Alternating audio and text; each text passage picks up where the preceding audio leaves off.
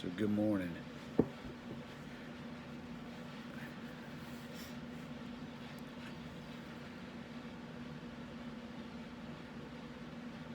I didn't sleep again last night. I'm not sure what I'm doing or if I'm actually going to do it. But a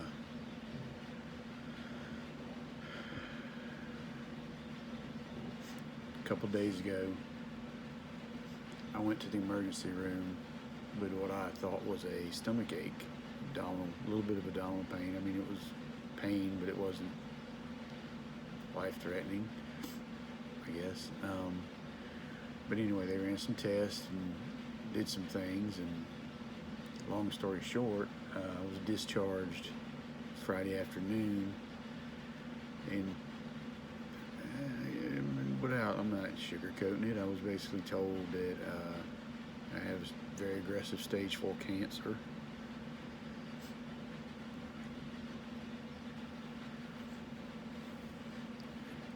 They wouldn't give me a timeline. I'm running a bunch of tests and stuff, but they made it clear to me that I didn't have much time. So I left. I got a couple more tests to do. They suggested that I not go back to work, that I start kind of focusing on things that make me happy and the things that I want to do.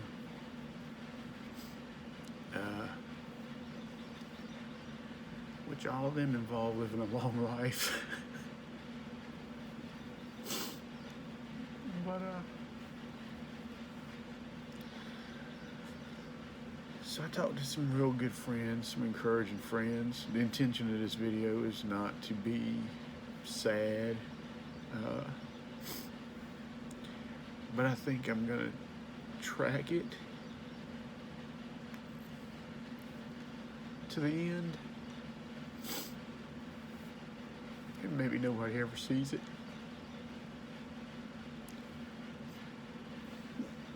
Maybe they do. I thought about doing like a blog, but I don't know anything about any of that stuff. So anyway, I don't know. But I thought maybe it could be helpful to somebody else in this situation one day, because I'm not the first to get dealt this hand, and I won't be the last. But I mean, you wouldn't know it from listening to me sing, but I love music. And I don't know, last night while I was up all night again, just going through 100,000 things. For some reason last week, different songs have been getting stuck in my head. And I mean, I love it all. I love hip hop, Biggie, Tupac. I love like Southern classic rock. I love Otis Redding. I mean, I love old Motown. I love all music. I love everybody and all things, really. But I've been getting in this song. I don't even know who this artist is. Couldn't pick him out of a lineup, but his name is Luke Combs, because it comes up on my radio when I'm listening to it. But it's called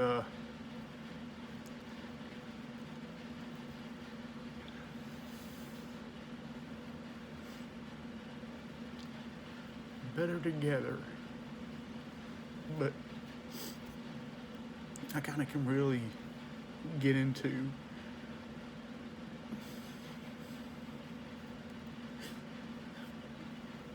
every lyric in that song. And there's one particular part, one of the things I love about this little piece of property that I'm on is I go out on the porch and drink coffee. And a lot of times I watch the sun come up. And he talks about things that are better together. And I can't remember exactly how it goes now. I've been singing it all freaking night, but a cup of coffee and a sunrise, Sunday drives and time to kill. But So I said, maybe when I get up and drink my cup of coffee, I'll do this little thing and just kind of say what's going through my head, where I'm at, and then I'll go from there.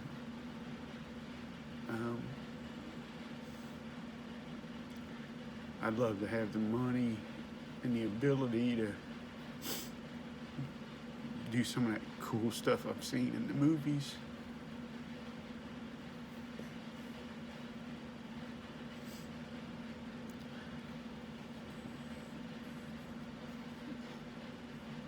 Leave different things for my family and have them go find things and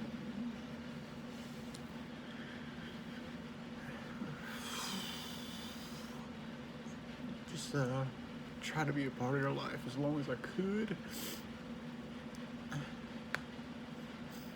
So day one, those are the thing going through my mind is, yeah, I'm scared to death. I've always been pretty tolerable with pain. My wife would tell you I'm a big pansy, but it's like I am a big pansy with certain things, but the stuff that really matters, I carry it like a soldier.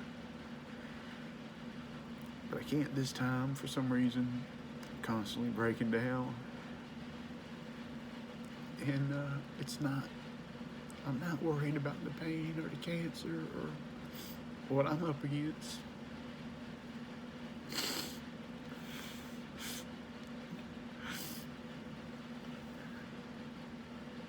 I'm just gonna miss everybody. The guys at work.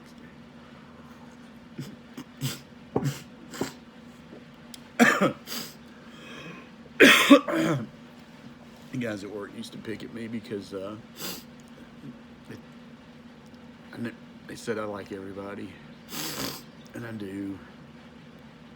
I don't know, man. God bless me with the ability to see the good in everybody. Don't get me wrong, everybody's got evil too. Me, everybody, we're eat up with it. That's what's wrong with this country. We choose self. Always kind of wanted to march to the beat of being selfless over selfish, and I don't do that. I'm selfish. I was the only child, and I was bred that way of my doing, not my parents. My parents were amazing, but so anyway.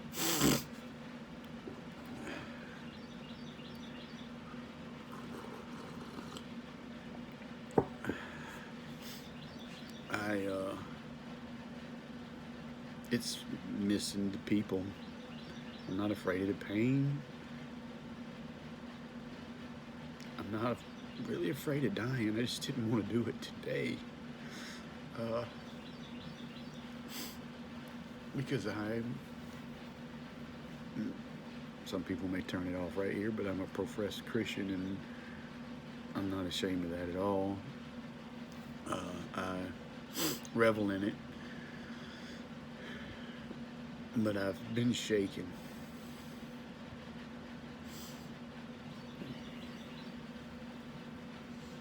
So, of course, I reached out to a couple of Christian brothers, mentors, my pastor yesterday, and through their encouragement, I was reminded that this is, because I've been saying that I'm a completely committed follower of Christ for a long time now. I was an atheist up until I was 40. So I guess 11 years now. And this is where the rubber meets the road. Do you cower? And this is what my pastor said, because he's a little butthole, Jimmy. But this is where the rubber meets the road. So, do you fold up your tent and you hit the bottle and the pills and just be a tool bag, or do you pick up your sword, cross, and do the right thing and dictate?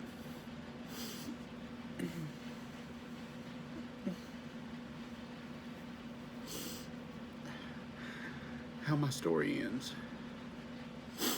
So I'm really struggling, and I'm praying that God will give me peace to find how I right the ship. And what everything I've done the research on says 30 to 90 days. There's a lot of things that I had planned to do that aren't on the table anymore. But anyway, I'm not going to turn this into an hour-long sunrise and coffee. But maybe it helps me to just say these things. I don't want to be a burden on my wife. Man, she's already toted the load for so much. I don't want to be a burden on my kids.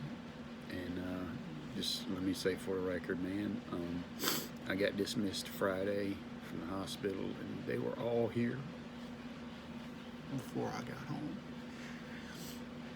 And on average, they live an hour away, all of them. One's in Charlotte, Brandon's in Charlotte, the other two are in Columbia. And they beat me home, which made me feel really good.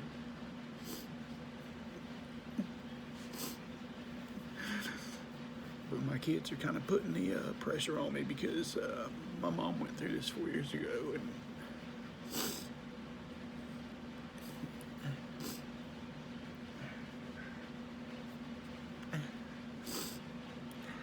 I wasn't there for her like I should have been. I tried to be there for her when I could fit it into my schedule.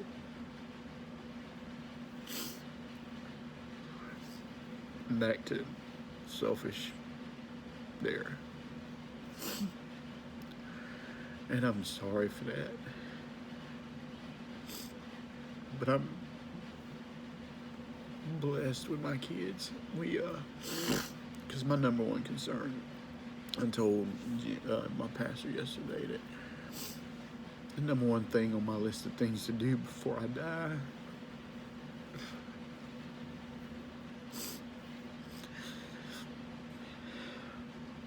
is just love everybody to pieces.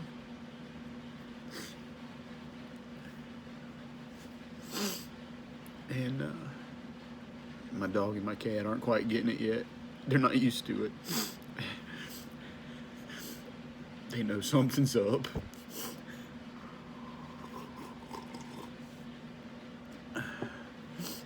But the number two thing on my list is, we're guys, we're men. We have to provide for our wives and our kids. It's what we have to do. And I took on some responsibilities that I thought I had years to pay for. And come to find out, I don't have long at all.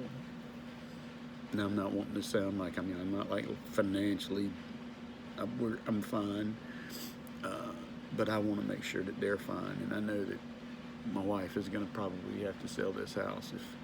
I hope I have enough life insurance and stuff. I guess I'll figure that stuff out today, or well, not today because today's Sunday, but maybe tomorrow, because I don't even want her to have to do the research to find out, and I'm not real good at that kind of stuff, so this will be fun. But so yeah, I've got a lot of things to figure out today, and I mean, there's and this really sucks because abdomen trouble. And see, I had a bypass surgery 2 years ago, so I have a little stomach anyway. It's like the size of my fist, even though I'm a huge fat dude still, and I've lost 180 pounds. So I don't eat much. So I guess when your abdomen is full, they pulled my wife. I weighed 227 pounds when I went to the hospital, and when I got out, I weighed 220. So they pulled 7 pounds of fluid off of me from around my abdomen. So that said, I kind of lost my train of thought there, but anyway. Oh, the bloatedness and all that around the abdomen. So I hadn't really been hungry anyway. But I really literally haven't eaten anything since I got to the hospital. They would bring me trays of food, but I was on a liquid diet, and I was like, oh, that looks really good. But anyway, and then yesterday, I said my kids came up and stayed because they're amazing. And I'll tell you a little bit more about that in a minute. So this probably is going to be more than I'll try to start cutting this thing down, but I just got a lot on me today to share in day one. But so anyway, yeah, I've got a liquid diet today, and so I won't be eating. I'll be drinking Miralax. I got a colonoscopy tomorrow, which is going to kind of be, if they find out, so with my cancer, it's in the abdomen wall. It's peritoneal chromatosis, flaba something. But anyway, so the trouble that they were having, the reason they kept kind of poking and prodding me is they just knew that my stomach was eat up with cancer, but they don't know what's causing it or where it's coming from. So it could be my pancreas, because just those numbers were supposed to be between 50 and 80, and they were like 1,500 and something like that, 1,800. I don't know, but it's all a blur. I had so many numbers and things, but anyway, I think that's good to go now. But I'm doing the colonoscopy because they did 2 CT scans, they did an ultrasound, they drained the fluid off, and anyway, now I got to do a colonoscopy, and then this coming Saturday or Friday I got to get my second dose of the vaccine, which I'm dying with cancer, but my wife is tore up from this second shot, guys. I feel sorry for her.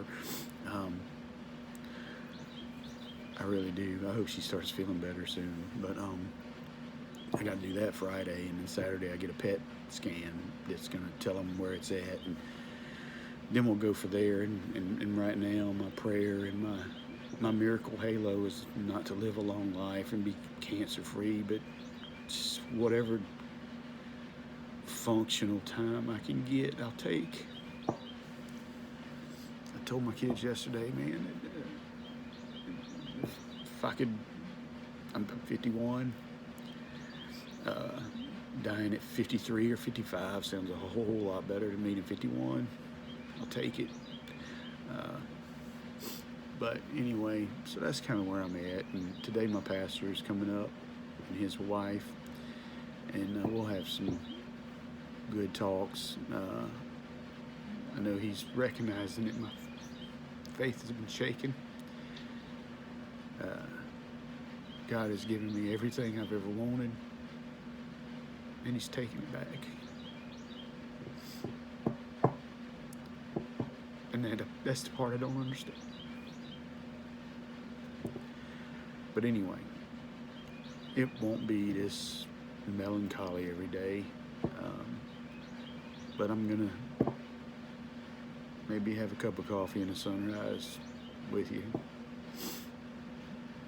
I think I might try to at least do some personal messages to my kids and stuff. Several things, but I had some voicemails on my phone from my mom, and I used to work for the state of South Carolina. They were on that phone. When I left, it disappeared in the cloud, and I never could find them. But those messages were awesome while I could listen to them. And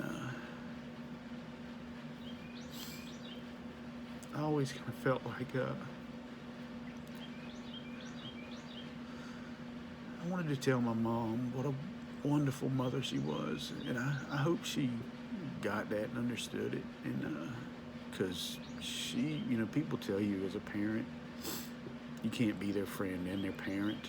That's a bald-faced lie. You can, my mom was.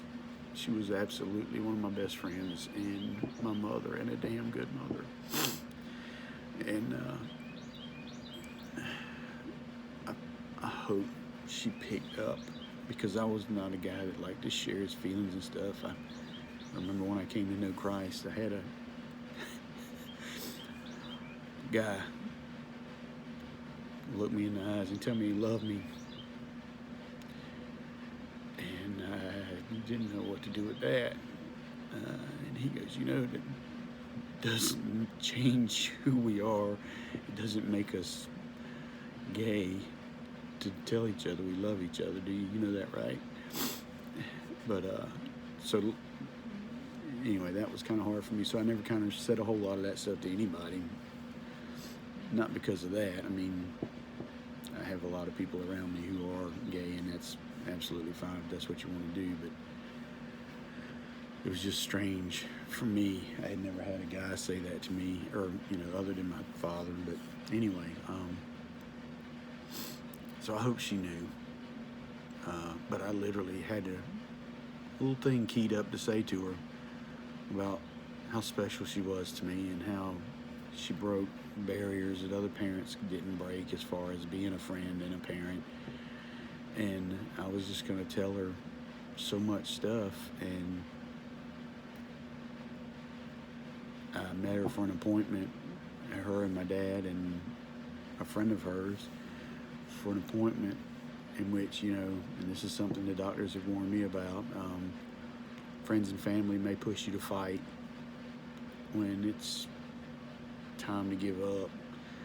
They said to be cautious of that. And I think me and my dad pushed my mom to fight beyond what she really wanted to. So we went to that appointment with her, and the doctor called me into the room with my dad, and he's like, "Hey guys, your mom's done. I think she's tried to tell you guys, but she has trouble telling you.